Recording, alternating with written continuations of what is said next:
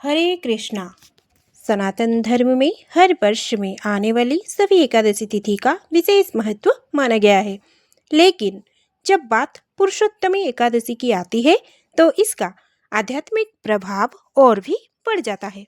ये पुण्यदायी एकादशी भगवान श्री हरि विष्णु को समर्पित होती है और अधिक मास में आने के कारण अत्यंत दुर्लभ एवं फलदायी मानी जाती है। पुरुषोत्तम मास में होने के कारण ये एकादशी को पुरुषोत्तमी एकादशी कहते हैं और इसे पद्मिनी एकादशी अथवा परमा एकादशी के नाम से भी जाना जाता है। मान्यता है कि इस व्रत को श्रद्धा और नियम पूर्वक करने से व्यक्ति को समस्त पापों से मुक्ति मिलती है तथा जीवन में सुख शांति और मोक्ष का मार्ग प्राप्त होता है।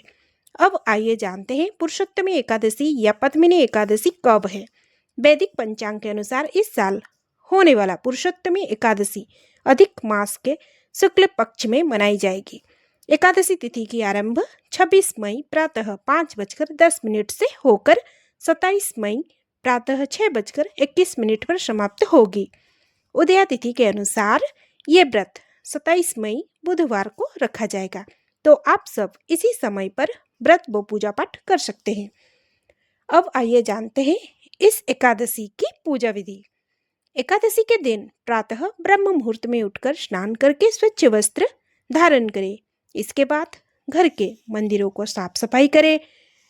भगवान विष्णु एवं माता लक्ष्मी की प्रतिमा या चित्र स्थापित करके पूजा व व्रत का संकल्प ले। अब भगवान के समक्ष धूप दीप गंध पुष्प और नैवेद्य अर्पित करके पूजा करें। भगवान विष्णु जी को तुलसी दल एवं पीले वस्त्र और पुष्प जरूर अर्पित करें।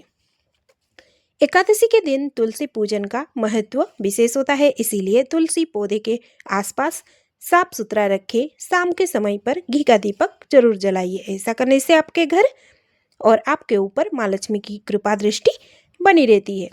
विष्णु सहस्त्र नाम श्री हरि स्तोत्र या ओम नमो भगवते वासुदेवाय मंत्रों का जाप अवश्य करें। एकादशी व्रत कथा अवश्य पढ़े या फिर सुने। अंत में आरती करके भगवान विष्णु जी का आशीर्वाद प्राप्त करें। दिन भर सात्विक आचरण रखें तथा रात्रि जागरण करके भजन कीर्तन करें। व्रत के अगले दिन यानी कि 28 मई गुरुवार को व्रत का पारण करें। ब्राह्मण को सामर्थ्य के अनुसार दान दक्षिणा करें। पुरुषोत्तमी एकादशी का महत्व। पुरुषोत्तमी या पद्मिनी एकादशी का समय मनुष्य जीवन के लिए आत्मशुद्धि और ईश्वर भक्ति का दिव्य अवसर होता है।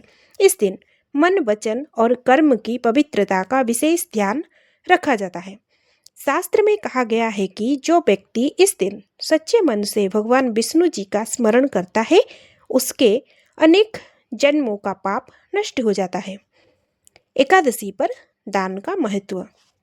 सनातन संस्कृति में दान को धर्म का श्रेष्ठ अंग कहा गया है। विशेष रूप से एकादशी के दिन किया गया दान अति पुण्यदायी माना गया है। धर्म ग्रंथों में कहा गया है कि इस दिन गरीब और जरूरतमंदों को सहायता करने से भगवान विष्णु प्रसन्न होते हैं। पद्म पुराण में दान का उल्लेख करते हुए कहा गया है कि तीर्थे नदी तटे वापि देवालये विशेषतः जप्यं दानं तपः कर्म सर्वमक्ष यम श्रुते। अर्थात तीर्थ स्थान नदी तट या देवालय में किया गया जप दान और तप कर्म अक्षय पुण्य प्रदान करता है। एकादशी की पावन दिन पर क्षमता के अनुसार श्रद्धा के साथ अन्न एवं भोजन का दान करें। इससे गरीबों की आशीर्वाद मिलता है।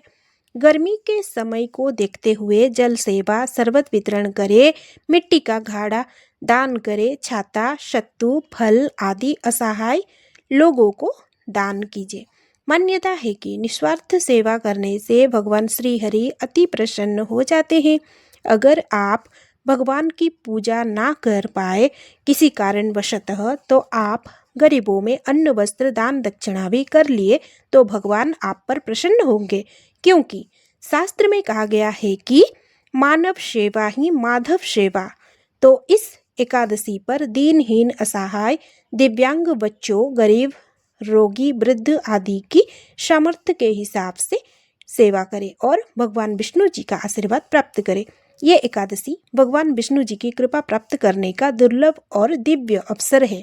तो मित्रों, इस पावन अवसर पर भगवान श्री हरि का स्मरण करें, जरूरतमंद और गरीबों की सहायता करें और धर्म एवं मानवता के मार्ग पर आगे बढ़ने का संकल्प लें। अगर आप सभी को ये वीडियो अच्छा लगा तो धन्यवाद। इसी के साथ ही वीडियो को समाप्त करती हूँ। जय श्री हरि लक्ष्मी नारायण।